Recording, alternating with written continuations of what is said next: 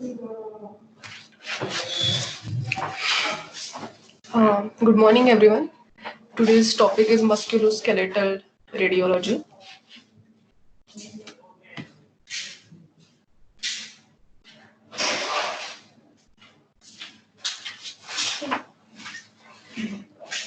So we'll discuss about the localization.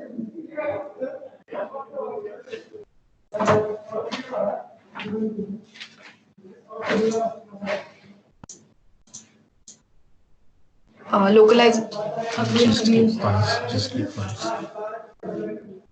Slowly.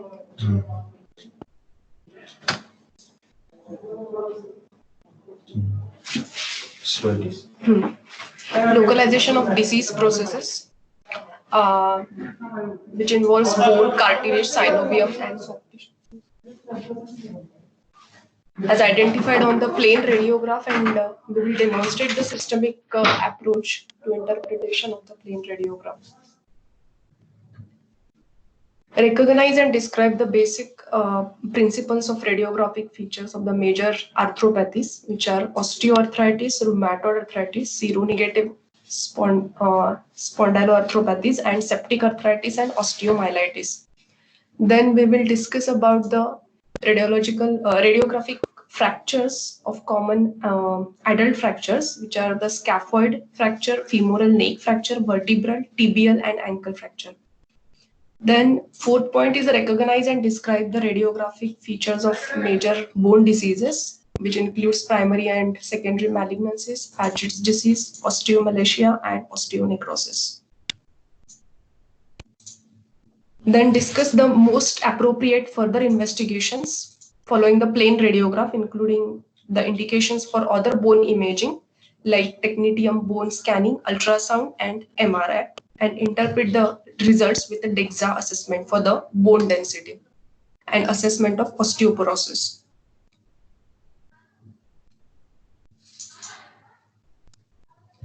Now, for the systematic approach of musculoskeletal radiograph, we have to look for the 4 points. First point is alignment of the bones. Then we have to see the bones. Next point is the cartilage and soft tissue adjacent to the joint or the bone.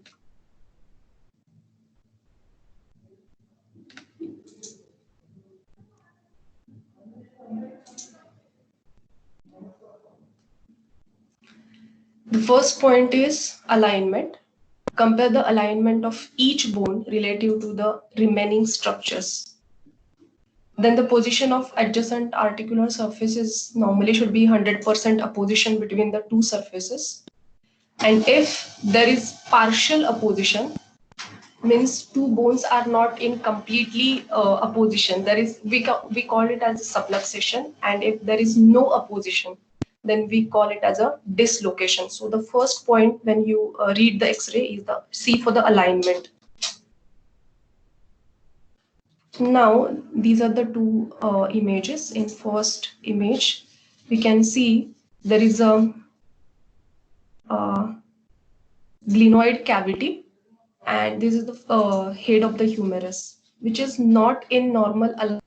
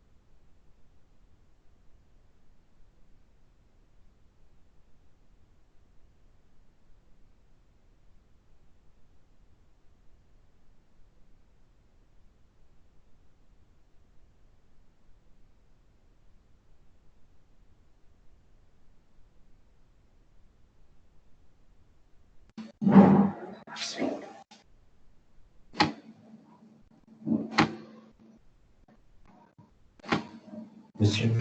Third slide. Third, fourth one.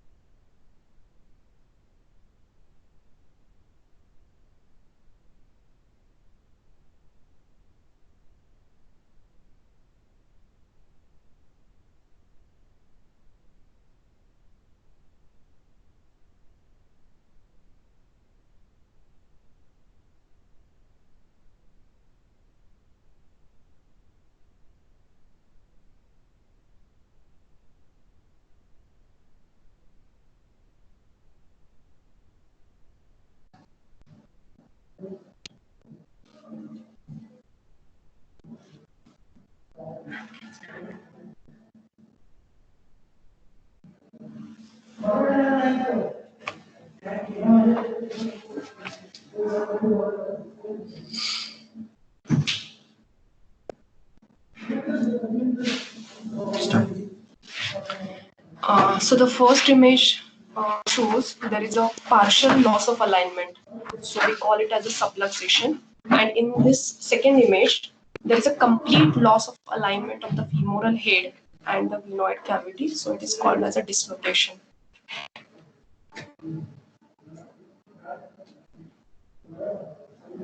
Now the second point is bones. We have to see for the bones if there is any abnormality or variation. Like we have to look for the shape and size of each bone, then lucency, any opacity, and cortical continuity, growth and growth plate.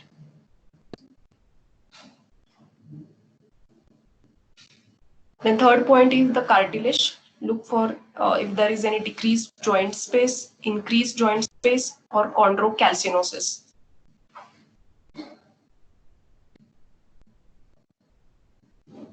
So this is the image of chondrocalcinosis. Hmm?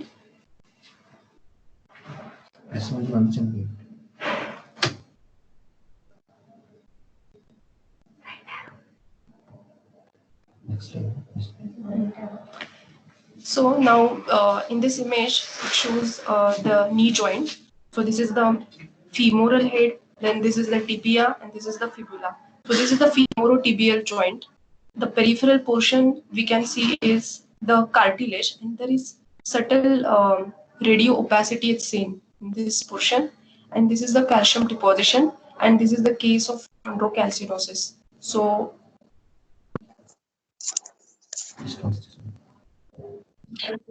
then the last point is the soft tissues. We have to see if there is any joint effusion or free fat within the joint capsule, which is seen in the lipohemoarthrosis.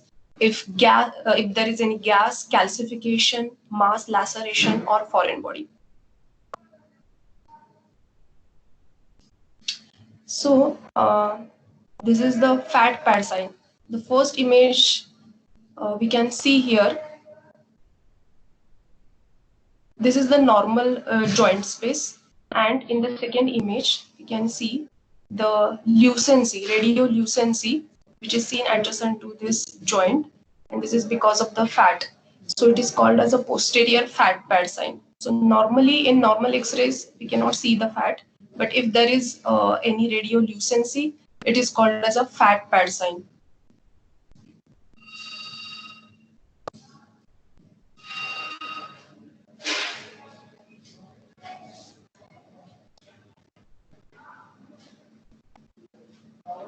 Now, this is the knee joint view. This is the patella, and adjacent to this patella, there is subtle radiolucency is seen, and it is because of the fat. And in this case, it is the case of lipohemoarthrosis. So this radiolucency indicates there is some fat in the knee joint.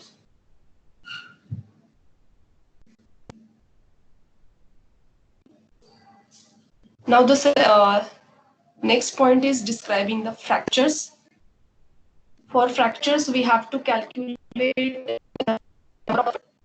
then communication of the fractures with the outside atmosphere, then relationship to the joint, direction of the fracture line, and relationship of the fragments to each other. Now, how will you describe the fractures? For describing the fractures, first you have to see the number of the fracture fragments. If there are only 2 fragments are seen, then we call it as a simple fracture. If more than 2 fragments are seen, then we call it as a comminuted fracture. Then second point is describing the fractures by the presence or absence of communication of the fracture with the outside atmosphere. Best, it is evaluated clinically. So in closed fracture, there is no communication of the fracture line with the outside atmosphere, and in open, there is a communication. So first you have to calculate the fragments of the fracture, whether it is simple fracture or comminuted fracture, whether it is a closed or open fracture, depending upon the communication of the fracture fragments with that atmosphere, outside atmosphere. Describing the fracture by their relationship to the joint. If the fracture line involves the joint, we call it as an intra-articular fracture. And if it does not involve the joint, then it is called as an extra-articular fracture. And the next point is describing the fractures by the direction of the fracture line. In transverse fracture, the fracture line is perpendicular to the long axis of the bone. Transverse fractures are caused by the force directed perpendicular to the shaft. So in transverse, the fracture line will be perpendicular to the long axis of the bone. And in diagonal or oblique fracture, the fracture line is diagonal in orientation relative to the normal axis of the bone. Diagonal or oblique fractures are caused by the force applied in the same direction as the long axis of, and in transverse fracture, the force is directed perpendicular to the shaft. Next is the spiral fracture, a twisting fracture caused by the torque injury, such as might be caused by planting the foot in a hole while running. Spiral fractures are often associated with soft tissue injuries, such as tears in the ligament and the tendons. So for describing the fractures, you have to first calculate the fracture fragments, then the communication of the fracture fragment with outside atmosphere, then relationship to the joint, and the direction of the fracture line.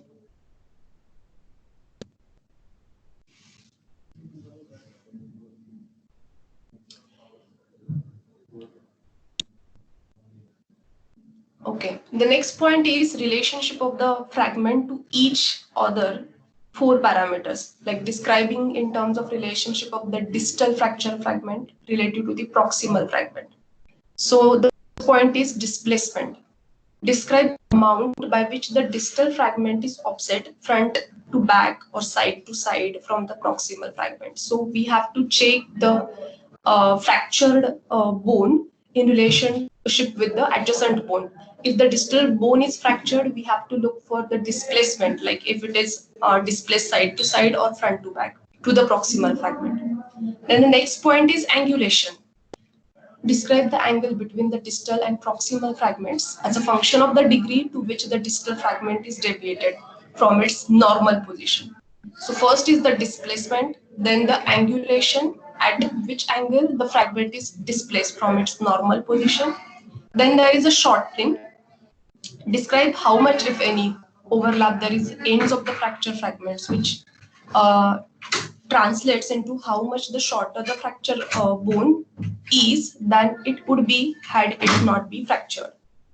Then the fourth point is rotation. It involves the long bones, such as in case of femur or humerus, which describe the orientation of the joint at one end of the fractured bone relative to the orientation of the joint at the other end of the same bone. To appreciate the rotation, both the joints above and the joint below a fracture must be visualized, preferably on the same radiograph. So the fourth points for describing the fracture, first we have to describe the type of the fracture, then the displacement, angulation, if there is any shortening or rotation of the bone.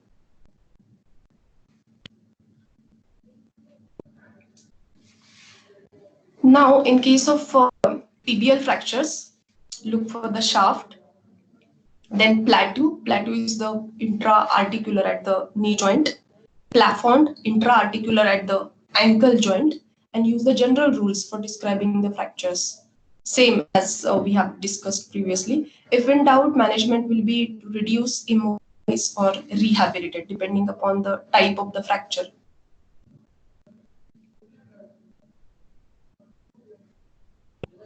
Now, this is the specific type of the fracture which is called as a Colles fracture. And in this image, we get first image is the frontal view, and the next image is the lateral view. So Colles fracture is the fracture of the distal end of the radius. Look for the displacement, which is called as a Dinner-Folk deformity. If there is dorsal angulation of the fracture line, shortening and radial deviation of the hand. So these are the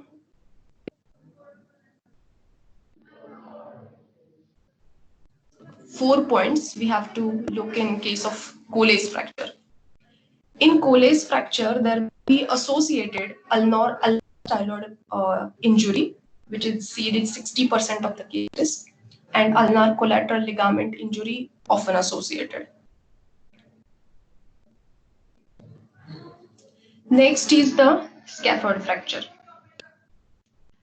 If the patient comes with the tenderness in the anatomical snub box, after the fall on an outstretched hand, there is the possibility of the scaphoid fracture. So in scaphoid fracture, look for the first hairline, that is the thin radiolucent line is seen in this X-ray, which is and scaphoid fracture, the most common complication of the scaphoid fracture is it can lead to avascular necrosis of the proximal pole of that bone. So this is the hairline fracture, which is the radiolucent line.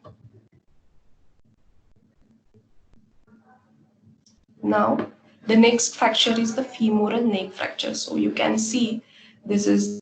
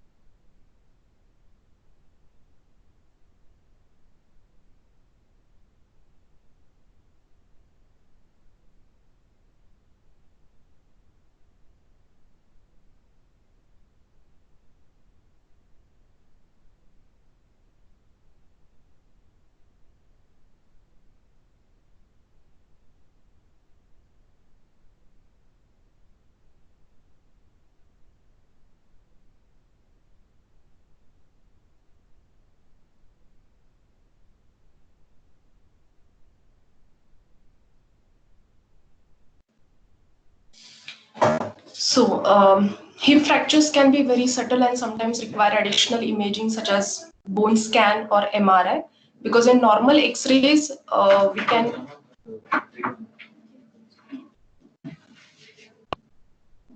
So next point is look for the angulation of the cortex and zones of increased density, closed white arrows. These 3 arrows indicates the increased density line here. And radiograph of the femoral neck should be obtained with the patient's leg in the internal rotation so as to display the neck in the profile. So for the better visualization of the femoral neck, we have to take the radiograph with the patient's leg is internally rotated. So you can see subtle radio opaque line, and which is the femoral neck fracture.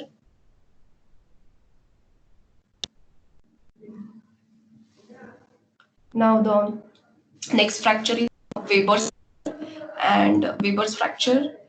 It is the fibular fracture, and depending upon the position in relation to the syndesmosis is the attachment of this distal end of the fibula and distal end of the tibia. So this point is depending upon the relationship to this syndesmosis between the tibia and fibula. The classification is Weber's A, that is below the syndesmosis. So this is the fracture line which is below the syndesmosis, and it is called as, it is very stable. Then in next image, that is Weber's B fracture, the oblique fracture at the level of the syndesmosis, and it has variable stability. Weber's C is above, and this is the unstable fracture.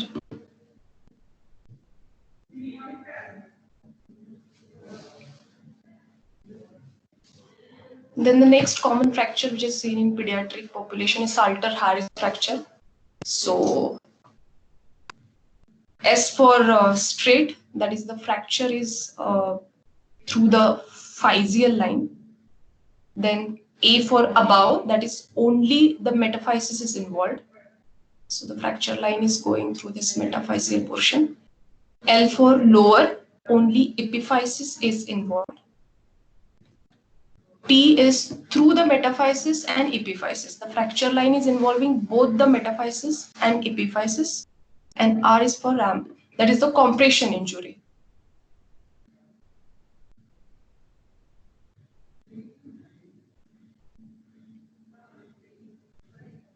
Now, after the bone fractures, we will discuss about the bone diseases. So bone is undergoing continuous change because of combination of forces including biochemical and mechanical. Increased osteoclastic activity can produce focal and generalized decrease in the bone. Increased osteoblastic activity can produce focal or diffuse increased bone density. Osteoclastic activity leads to decreased bone density, and osteoblastic will cause increase in the bone density. Osteoblastic metastasis, especially from the carcinoma of the prostate and breast, can produce focal or generalized increase in the bone density. And other diseases that can increase the bone density are osteopetrosis, avascular necrosis of the bone, and Paget's disease. Then osteolytic metastases are especially from the lung, renal, thyroid, and breast cancer. And they can produce the focal areas of decreased bone density, as in multiple myeloma. So there are the two types of the bony metastasis. First is the osteoblastic and osteolytic. There may be a reduction of the bone mass of almost 50% to produce recognizable abnormality on conventional radiographs.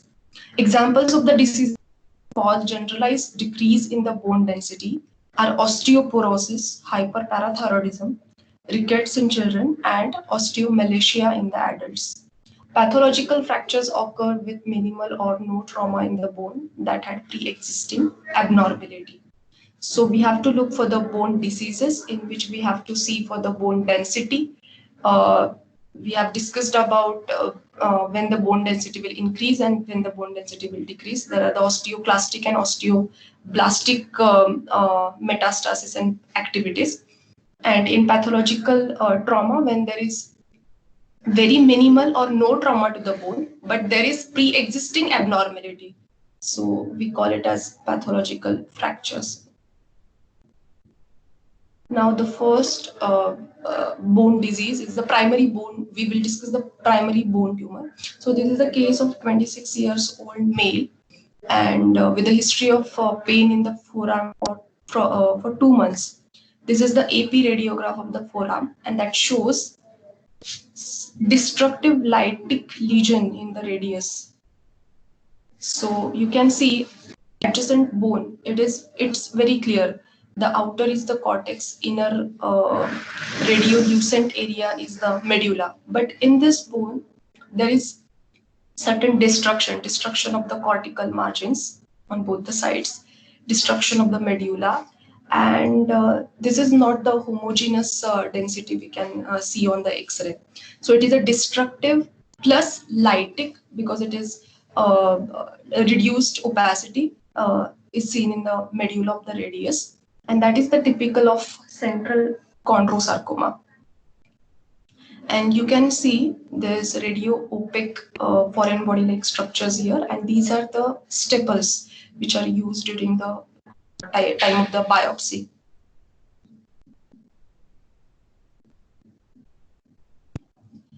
Now this is the X-ray of the spine, lateral X-ray, lateral radiograph of the lumbodorsal spine in 54 years old female with metastatic breast carcinoma.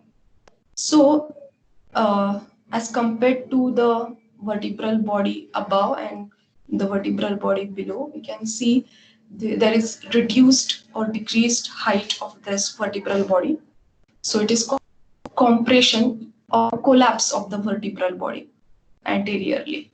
And the patient is presenting with a severe back pain, but there is no paraplegia, and the patient is known case of breast carcinoma. So as we discussed earlier, in CA breast, we will get the osteoblastic mates in the bone. So this is the radio opaque area we can see. So the vertebral collapse or compression plus radio opacity, and it is because of osteoblastic mates in a known case of CA breast.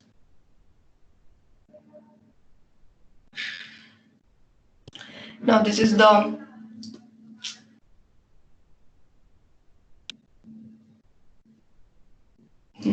AP radiograph of the pelvis, and that shows multiple sclerotic lesions.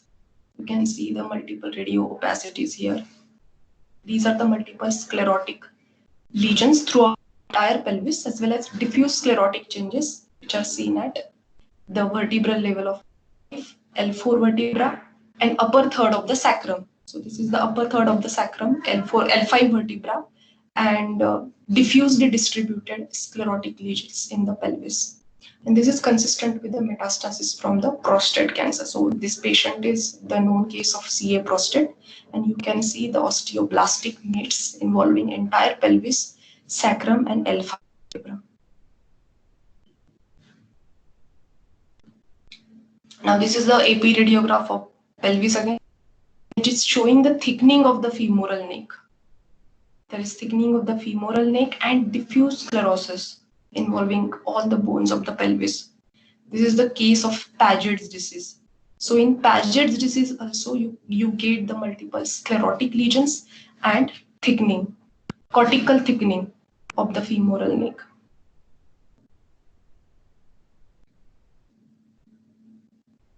Now the next disease is osteoarthritis, and 4 findings you will get in osteoarthritis. First is the narrowing of the joint space, the normal joint space, femoral head and acetabulum is decreased.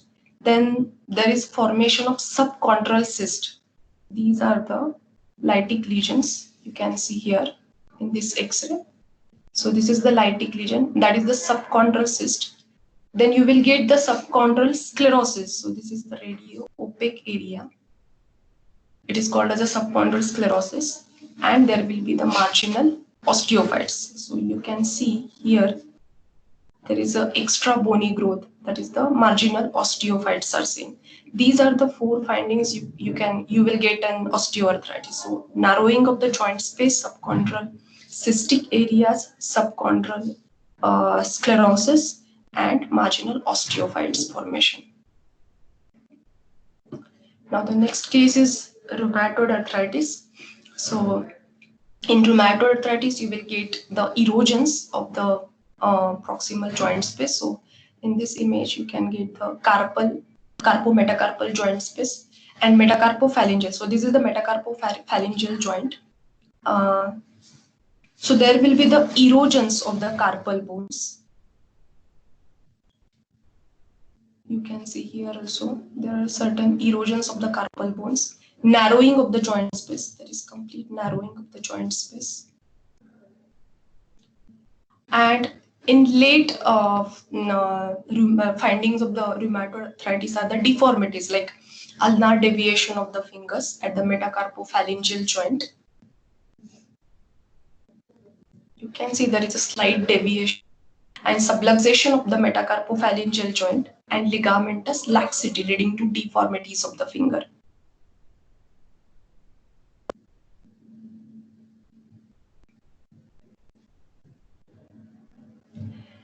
Next is the psoriatic arthritis, and typically it involves the small joints of the hand, especially the distal interphalangeal joint. So this is the distal interphalangeal joint, and there will be absorption of terminal phalanges. So the tip of this phalanx is very small, and there will be the erosions and absorption of terminal phalanges with telescoping of one phalanx into the another, which is called as a pencil in cup deformity. So you can see here the tapering of the end, and it is called as a pencil in cup deformity. Mostly it involves the small joints, distal interphalangeal joint, and pencil in cup deformity. If there is this typical picture, we can call it as a psoriatic arthritis. And in this image, you can see the ankylosis of the second two. That is, the joint is fused. There is no joint space is remaining, and more pencil in cup deformity. So this is the severe form, pencil in cup plus ankylosis. Next is the seronegative spondyloarthropathies. AP radiograph of the upper pelvis and the spine, and both the sacroiliac joints are fused. Bilateral and symmetric fusion of the sacroiliac joint. And bamboo spine appearance. That is the fusion of the multiple syndesmophytes are formed. That is the larger osteophytic formation, and that results, these are fused, and that with the appearance of a bamboo spine. So in seronegative spondyloarthropathy, that is ankylosing spondylitis, we can get the bamboo spine appearance and fusion of the sacroiliac joint. Next is the septic arthritis. Arthritis is the inflammation of the joint space. So there will be destruction of the articular cartilage. You can see this is the lytic areas. So this articular cartilage is destructed, and it is because of the proteolytic enzymes that are released because by the inflamed synovium, and there will be associated osteopenia, that is the reduced bone density. So this is the normal bone density, and you can see there is decreased bone density in this adjacent bone, destruction of the cartilage margin, and if there are small bubbles of the gas like this, you can see here, it is present in the soft tissue. It is because of the gas forming bacterial cellulitis. So it is due to the infection, septic arthritis, and you can get the destruction of the adjacent articular bones and cartilages. Now, if the septic arthritis is progression of the septic arthritis, in early cases of the disease, it will be limited to the concentric joint space loss. So the initial finding in septic arthritis will be only the narrowing of the joint space or joint space loss. Later on, it will lead to subchondral erosions and sclerosis. So there will be subchondral erosions and sclerosis of the femoral head. So this is the radio-opaque area is seen at the femoral head, narrowing of the joint space, and subtle radiolucencies, that is the cartilage erosions. And 8 months and after the initial example, this is the same case, we can get the osteonecrosis and complete collapse of the femoral head. So there is deformed femoral head, normal surface of the femoral head is completely lost, and complete loss of the joint space. So this is the end stage of the septic arthritis, which leads into the osteonecrosis. So this is the case of osteoarthritis. As we discussed earlier, there will be the loss of joint space, subchondral bony cyst formation. You can see these radiolucencies. These are the bony cysts. Subchondral sclerosis, this white area, radio-opaque area, and there will be the osteophyte formation.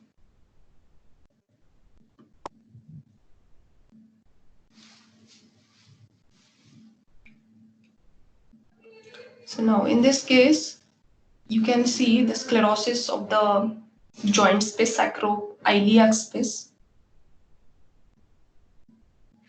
So it is seen in seronegative spondyloarthritis, psoriasis, inflammatory bowel disease, and Reuters syndrome. This is the sacroiliitis, that is the inflammation of the sacroiliac joint.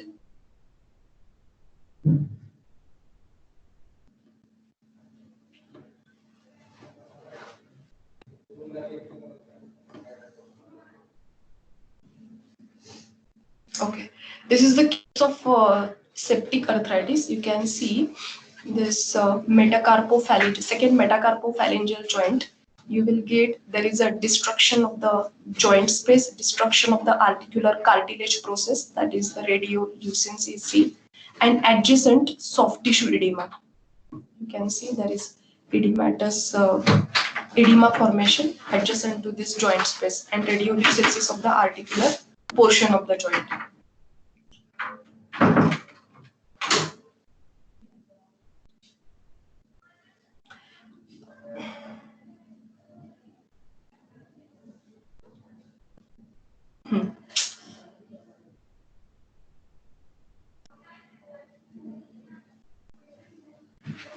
Okay. Now this is also the case of sacroiliitis, sclerotic bony metastasis, because there are the multiple sclerotic areas. You can see here. These are the multiple sclerotic areas are seen in both the iliac bones as well as in ischium, pubic process. So these, and here the visualized portion of the sacrum and this L5 vertebral body. So these are the probably sclerotic bony metastasis or osteoblastic mets, which are breast cases.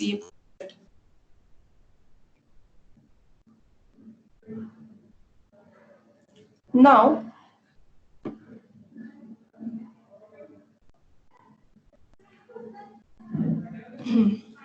there is a subtle radio-opaque line you see here, and after getting the proper history from the patient, you can see the femoral neck fracture here, because this is the subcapital femoral neck fracture.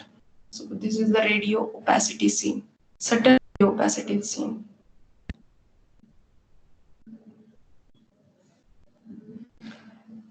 Now this is the hip osteoarthritis case, because there is narrowing of the joint space and sclerosis of the articular surfaces of the hip joint.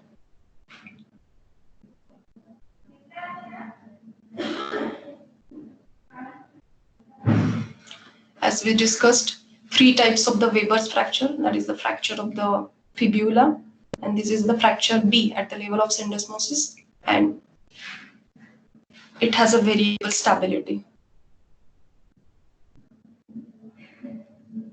So in this image, you can see this the fracture line. This is the radiolucent line. It is the fractured 5th metatarsal. So this is the linear fracture. Now in this image, you can get the fracture line here and subtle angulation of the distal end of the radius. So this is the Colles fracture.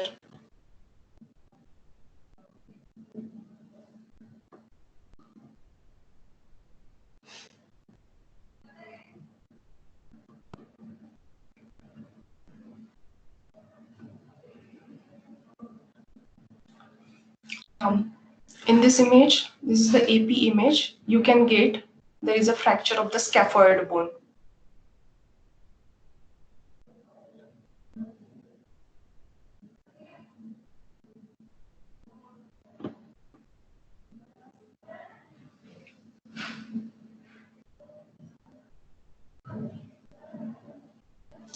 Here is the intra fracture of the middle phalanx, index finger.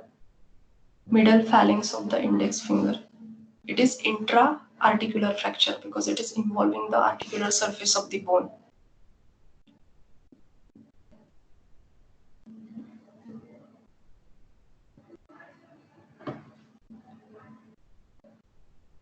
Now, this is the shoulder X-ray, and the humeral head is not in proper opposition with the glenoid cavity. So it is the dislocation because it is not slightly displaced from the position, but it is completely dislocated. So it is the anterior shoulder dislocation.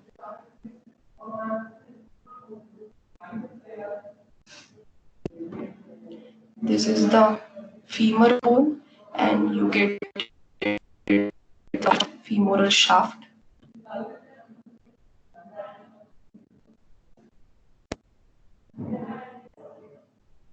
Then this is the tibial plateau, and you can see this radiolucent line which is going through the tibial plateau. So it is a tibial plateau fracture.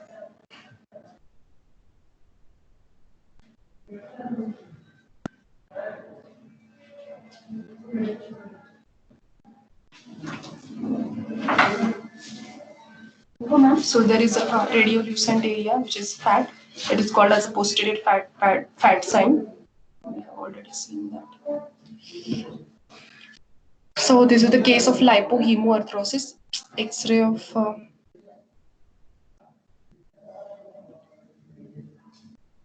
knee joint, and there is some radiolucent area, that is the fat, and this is the hyperdense area. So there will be the level. You can see this radiolucent and radio opaque, and there is complete line between this. It is the case of lipohemoarthrosis.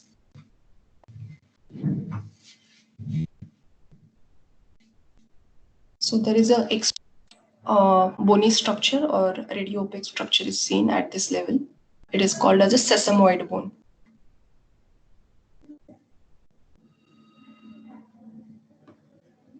Okay. So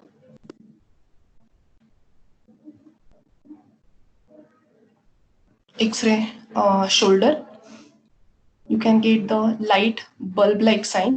It is seen in the posterior dislocation of right shoulder joint.